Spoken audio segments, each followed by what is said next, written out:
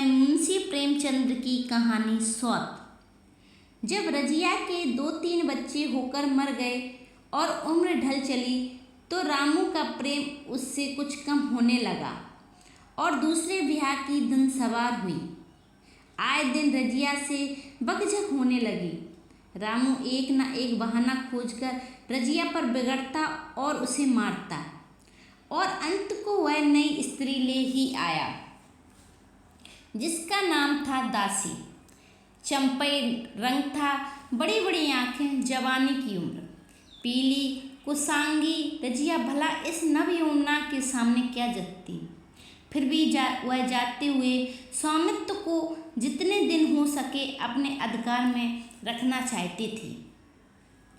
तिगड़ते हुए छप्पर को दुनियों से संभालने की चेष्टा कर रही थी। इस घर को उसने मर मर कर बनाया है, उसे सहज में ही नहीं छोड़ सकती। वह इतनी बेसमझ नहीं है कि घर छोड़कर जाए और दासी राज करे। एक दिन रजिया ने रामू से कहा, मेरे पास साड़ी नहीं है, जाकर ला दो। रामू उसके एक दिन पहले दासी के लिए अच्छी सी चुंदरी लाया था। रजिया की मांग सुनकर बोला, मेरे पास अभी रुपया नहीं था। रजिया को साड़ी की उतनी चाह ना थी जितनी रामू और दासी के आनंद में विघ्न डालने की। बोली, रुपए नहीं थे तो कल अपनी चहेती के लिए चुंदरी क्यों लाए? चुंदरी के बदले उसी दाम में 2 साड़ियाँ लाते तो एक मेरे काम ना आ जाती। रामू ने स्वेच्छा भाव से कहा, मेरी इच्छा, जो चाहूँगा करूँगा। तू बोलने वाली कौन है? अभी उसके खाने खेलने के दिन है। तू चाहती है उसे अभी से नॉन तेल की चिंता में डाल दूँ? यह मुझसे ना होगा। तुझे ओढ़ने पहनने की साध है तो काम कर। भगवान ने क्या हाथ पैर नहीं दिए? पहले तो घड़ी रात उठकर काम धंधे में लग जाती थी, अब उसकी ठाय में पहर दिन तक पड़ी रहती है। तो क्या रुपये आकाश से गिरेंगे? मैं तेरे लिए अपनी जान थोड़े ही दे दूँगा। रजिया ने कहा, तो क्या मैं उसकी लौंडी हूँ कि वह रानी की तरह पड़ी रहे और मैं घर का सारा काम करती रहूँ? इतने दिनों छाती फाड़कर काम किया, उसका यह फल मिला तो अब मेरी बला काम करने आती है। मैं जैसे रखूँगा वैसे ही तुझे रहना पड़ेगा। मेरी इच्छा होगी रहूँगी, नहीं अलग हो जाऊँगी। जो तेरी इच्छा हो कर, मेरा गला छोड़। अच्छी बात है, आज से तेरा गला छोड़ती हूँ। समझ लूँगी विधवा हो गई।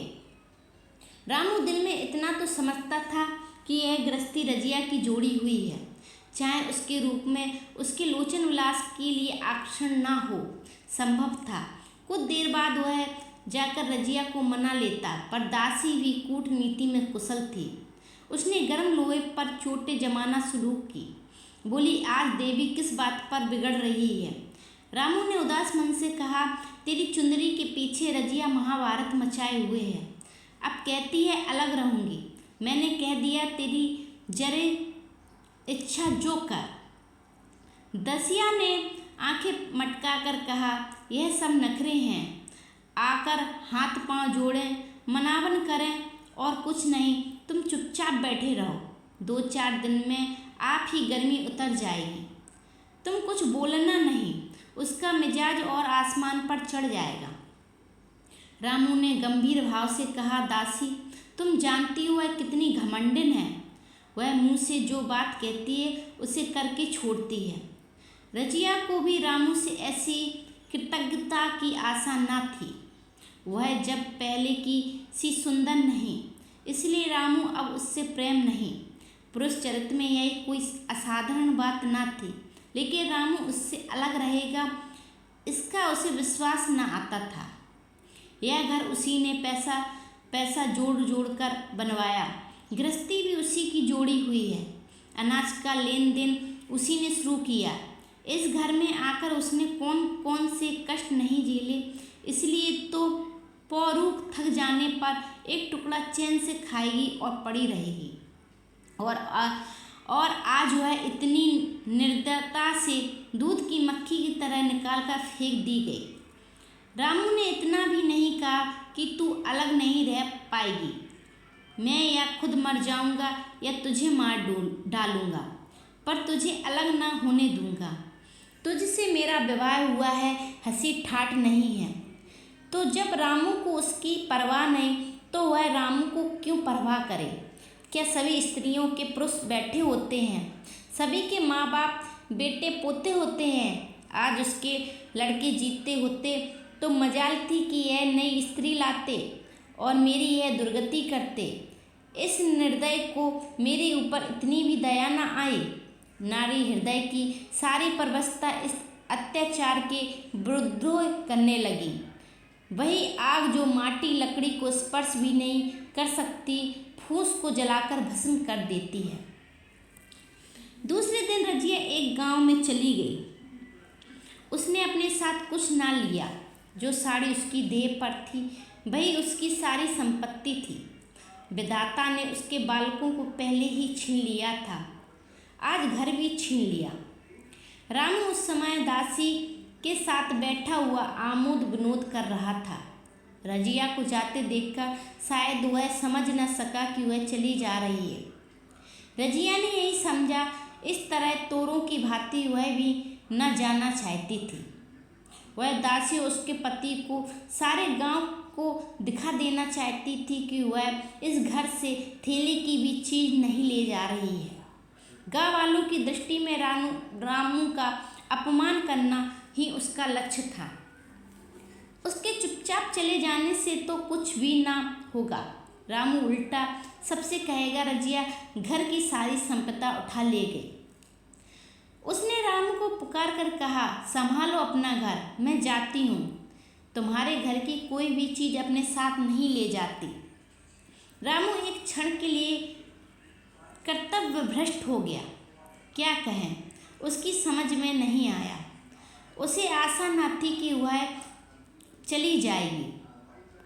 उसने सोचा था कि जब वह घर ढोकर ले जाने लगेगी तब वह गांव वालों को दिखाकर उसकी सहानुभूति प्राप्त करेगा। अब क्या करे? दसिया बोली, जाकर गांव में ढूंढेरा पीट आओ। यहाँ किसी का डर नहीं है। तुम अपने घर से ले ही क्या आई थी, जो कुछ लेकर जाओगी। रजिया ने उसके मुंह न लगकर रामू ही से कहा, सुनते हो अपनी चहेती की बातें, फिर भी मुंह नहीं आता। मैं तो जाती हूँ, लेकिन दस्सो रानी, तुम भी तो बहुत दिन राज न करोगी। ईश्वर के दरबार में अन्याय नहीं फलता। बड़े बड़े घमंडियों को घमंड चूर कर देते हैं। दसिया ठाका मारकर हंसी, पर रामू ने सिर झुका लिया। रजिया चली गई। रजिया जिस नए गांव में आई थी वह रामू के गांव से मिला ही हुआ था। तब यहाँ के लोग उससे परिचित हैं। वह कैसी कुशल गृहिणी है, कैसी मेहनती है, कैसी बात की सच्ची है, यहाँ किसी ने छिपा न था। रजिया को मजबूरी मिलने पर कोई बाधा ना हुई। जो एक लेकर दो का काम करे उसे काम की क्या कमी। 3 साल एक रजिया ने कैसे काटे, कैसे नई गृहस्थी बनाई, कैसे खेती शुरू की, इसका बयान करने बैठे तो पोथी हो जाए। किस संचय के जितने मंत्र हैं, जितने साधन हैं, वे रजिया खूब मालूम थे। फिर अब उसे लाग हो गई थी और लाग में आदमी की शक्ति को बराबर नहीं रहता। गांव वाले उसका परिश्रम देखकर दांतों उंगली दबाते थे। वह रामू को दिखा देना चाहती है, मैं तुमसे अलग होकर भी आराम से रह सकती हूँ। अब वह पराधीन नारी नहीं है, अपनी कमाई खाती है। रजिया के पास बैलों की एक अच्छी जोड़ी थी। रजिया उन्हें केवल खली भूसी देकर नहीं रह जाती, रोज़ 2-2 रोटियां भी खिलाती है। फिर उन्हें घंटों सहलाती है। कभी कभी उनके कंधों पर सिर रखकर रोती है और कहती है, अब बेटे हो तो पति हो तुम ही हो, मेरी जाल जब तुम्हारे ही साथ है। दोनों बैल शायद रजिया की भाषा और भाव समझते हैं। वे मनुष्य नहीं हैं, बैल हैं। दोनों ने सिर नीचा करके रजिया का हाथ चाट कर उसे आश्वासन देते हैं। वे उसे देखते ही इतने प्रेम से उसकी ओर ताकने लगते, इतने हर्ष से कंधा झुलाकर पर जुआ रख पाते और कैसा भी जोड़ तोड़ काम करते। यह वे लोग समझ सकते हैं जिन्हें बैलों की सेवा की है और उनके हृदय को अपनाया है। रजिया इस गांव की चौधराइन है। उसकी बुद्धि जो पहले नित्य आधार खोजती रहती और स्वच्छंद रूप से अपना विकास न कर सकती थी, अब छाया से निकलकर प्रौढ़ और उन्नत हो गई है। एक दिन रजिया घर लौटी तो एक आदमी ने कहा, तुमने नहीं सुना चौधराइन, रामू बहुत बीमार है। सुना 10 लंघन हो गए हैं। रजिया ने उदासीनता से कहा, जोड़ी है क्या? जोड़ी नहीं, कोई दूसरा रोग है। बाहर खाट पर पड़ा था, मैंने पूछा कैसे हो रामू, तो रोने लगा। बुरा हाल है, घर में एक पैसा नहीं है, दवा दारू कर ली। दसिया के एक लड़का हुआ है, वह तो पहले भी काम धंधा ना करती और अब तो लड़कोरी है, कैसे काम करने आए। सारी मार रामू के सिर जाती। फिर गहने चाहिए, नई दुल्हनिया, यूँ कैसे रहे। रजिया ने घर में जाते हुए कहा, जो जैसा करेगा वैसा भोगेगा। लेकिन अंदर उसका जी न लगा। वह एक क्षण फिर बाहर आई, शायद उस आदमी से कुछ पूछना चाहती थी और इस अंदाज से पूछना चाहती थी कि मानो उसे कुछ परवाह नहीं है। पर वह आदमी चला गया। रजिया ने पूरब पश्चिम जाकर देखा, वह कहीं ना मिला। तब रजिया द्वार की चौखट पर बैठ गई। इसे वे शब्द याद आए जो उसने 3 साल पहले रामू के घर में चलते समय कहे थे। उस वक्त जलन में उसने वह श्राप दिया था। वह जलन न थी, समय उसे बहुत कुछ शांत कर दिया था। रामू दासी की हीनावस्था अब ईर्षा के योग्य नहीं, दया के योग्य थी। उसने सोचा, रामू को 10 लंघन हो गए हैं तो अवश्य ही उसकी दशा अच्छी ना होगी। कुछ ऐसा मोटा ताजा तो पहले भी न था। 10 लंघन ने तो कुछ बिल्कुल घुला डाला होगा। फिर इधर खेती बाड़ी में भी टोटा ही रहा, खाने पीने को भी ठीक ठीक ना मिला होगा। पड़ोसी की एक स्त्री ने आग लेने के बहाने आकर पूछा, सुना रामू बहुत बीमार है, जो जैसी करेगा वैसा पाएगा। तुम्हें इतनी बेदर्दी से निकाला कि वह अपनी बैरी को भी ना निकालेगा। रजिया ने टोका, नहीं दीदी, ऐसी बात ना थी। वे तो बेचारे कुछ बोले ही नहीं। मैं चली तो सिर झुका लिया। दसिया के कहने में आकर वह चाहे कुछ कर बैठे हों, यूँ मुझे कभी कुछ नहीं कहा। किसी की बुराई क्यों करूं? फिर कौन मर्द ऐसा है जो और जारों के बस नहीं हो जाता। दसिया के कारण उसकी यह दशा हुई है। पड़ोसन ने आग न मांगा, मुंह फेर कर चली गई। रजिया ने कलसा और रस्सी उठाई और कुएं पर पानी खींचने लगी। बैलों को सानी पानी देने की बेला आ गई थी, पर उसकी आंखें उस रास्ते की ओर लगी हुई थीं जो रामू का गांव को जाता था। कोई उसे बुलाने अवश्य आ रहा होगा। नहीं, बिना बुलाए वह कैसे जा सकती है? लोग कहेंगे, आखिर दौड़ी आई ना। मगर रामू तो अचेत पड़ा होगा। 10 लंघन थोड़े नहीं होते। उसकी देह में था ही क्या? फिर उसे कौन बुलाएगा? दसिया को क्या गरज पड़ी, कोई दूसरा घर कर लेगी। जबान है, 100 गाहक निकल आवेंगे। अच्छा, वह आ तो रहा है। हाँ, आ रहा है। कुछ घबराया सा जान पड़ता है। कौन आदमी है? इसे तो कभी मलसी में नहीं देखा, मगर उस वक्त से मलसी कभी गई हुई तो नहीं। 2-4 नए आदमी आकर बसे ही होंगे। बटोही चुपचाप कुएं के पास से निकला। रजिया ने कलसा जगत पर रख दिया और उसके पास जाकर बोली, रामू महतो ने भेजा है तुझे। अच्छा, तो चलो घर, मैं तुम्हारे साथ चलती हूँ। नहीं, अभी मुझे कुछ देर है, बैलों को सानी पानी देना है, दिया बाती करनी है। तुम्हें रुपए दे दूँगी, जाकर दसिया को दे देना, कह देना कोई काम हो तो बुला भेजें। बटोही रामू को क्या जाने, किसी दूसरे गांव का रहने वाला था। पहले तो चकराया, फिर समझ गया। चुपके से रजिया के साथ चला गया और रुपए लेकर लंबा हुआ। चलते चलते रजिया ने पूछा, अब क्या हाल है उनका? बटोही ने अटकल से कहा, अब तो कुछ संभल रहे हैं। दसिया बहुत रो धो तो नहीं रही, रोती तो नहीं थी, वह क्यों रोएगी, मालूम होगा पीछे। बटोही चला गया तो रजिया ने बैलों को सानी पानी किया, पर मन में रामू की ओर लगा हुआ था। इसने स्मृतियों की छोटी छोटी तारिकाओं की भांति मन में उदित होती जाती थी। एक बार जब वह बीमार पड़ी थी, वह बात याद आई। 10 साल हो गए, वह कैसे रात दिन उसके सराहने बैठा रहता था, खाना पीना तक भूल गया था। उसके मन में आया, क्यों न चलकर देख ही आवे, कोई क्या कहेगा, किसका मुंह है जो कुछ कहे। चोरी करने नहीं जा रही हूँ, उस आदमी के पास जा रही हूँ जिसके साथ 15-20 साल की हूँ। दसिया नाक सिकोड़ेगी, मुझे उससे क्या मतलब। रजिया ने किवाड़ बंद किए। घर मंजूर को सहेगा और रामू को देखने चलती, कांपती झकझकती, क्षमा का दान लिए हुए। रामू को थोड़े ही दिनों में मालूम हो गया था, उसके घर की आत्मा निकल गई। वह चाहे कितना जोर करे, कितना भी सिर खपाए, उसमें स्फूर्ति नहीं आती।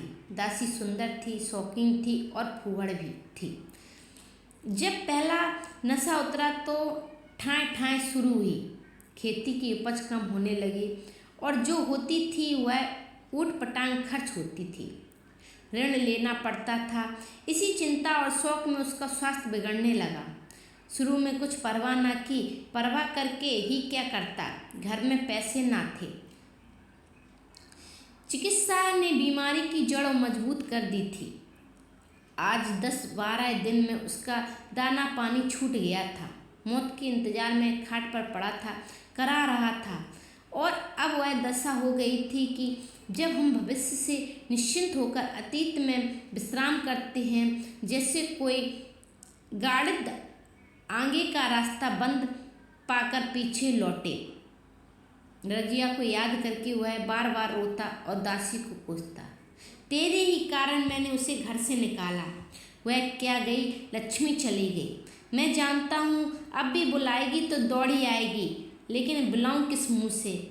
एक बार वह आ जाती और उसे अपने अपराध क्षमा करा लेती, फिर मैं खुशी से मरता, और लालसा नहीं है। सहसा रजिया ने आकर उसके माथे पर हाथ रखते हुए पूछा, कैसा जी है तुम्हारा? मुझे तो आज हाल मिला। रामू ने सजल नेत्रों से उसे देखा, पर कुछ कह न सका। दोनों हाथ जोड़कर उसे प्रणाम किया, पर हाथ जुड़े ही रह गए और आंख उलट गई। लाश घर पर पड़ी थी। रजिया रोती थी, दासी चिंतित थी। घर में रुपए का नाम नहीं, लकड़ी तो चाहिए ही। उठाने वाले भी जलपान करेंगे, कफन के बगैर लाश उठेगी कैसे? 10 से कम का खर्च ना था यहाँ। घर में 10 पैसे भी नहीं। डर रही थी कि आज कफन आफत आई। ऐसी कीमती भारी गहने भी कौन थे? किसान की बिसात ही क्या, 2-3 नग बेचने से 10 मिल जाएंगे, मगर और हो ही क्या सकता है। उसके चौधरी के लड़के को बुलाकर कहा, देवर जी, यह बेड़ा कैसे पार लागे? गांव में कोई धेले का भी विश्वास करने वाला नहीं है। मेरे गहने हैं, चौधरी से कहो इन्हें गिरों रखकर आज का काम चल जाए, फिर भगवान मालिक है। रजिया से क्यों नहीं मांग लेती? सहसा रजिया आंखें पूछते हुए आ निकली, कान में भनक पड़ी। पूछा, क्या है जोखू, क्या सलाह कर रहे हो? अब मिट्टी उठाओगे कि सलाह की बेला है? हाँ, उसी का इंतजाम कर रहा हूँ। रुपए पैसे तो यहाँ होंगे नहीं, बीमारी में खर्च हो गए होंगे। इस बेचारी को तो बीच मझधार में लाकर छोड़ दिया। तुम लपक कर उस घर चले जाओ भैया, कौन दूर है, कुंजी लेते जाओ, भंडार से 50 रुपए निकाल देना, कहना ऊपर की पटरी पर रखे हैं। वह तो कुंजी लेकर उधर गया। इधर दसिया रज्जो के पैर पकड़कर रोने लगी। वह नापे के ये शब्द उसे के हृदय में बैठ गए। उसने देखा रजिया में इतनी दया, इतनी क्षमा है। रजिया ने उसे छाती से लगाकर कहा, क्यों रोती हो बहन? वह चला गया, मैं तो हूँ, किसी बात की चिंता न कर। इस घर में हम और तुम दोनों उसके नाम पर बैठेंगे। मैं वहाँ भी देखूंगी, यहाँ भी देखूंगी। धाप भर की बात ही क्या, कोई तुमसे गहने पाते मांगे तो मत देना। दसिया का जी होता कि सिर पटक पटक कर मर जाए। उसने कितना जलाया, कितना रुलाया और घर से निकाल कर छोड़ा। रजिया ने पूछा, जिस जिस के रुपए हो सूरत करके मुझे बता देना।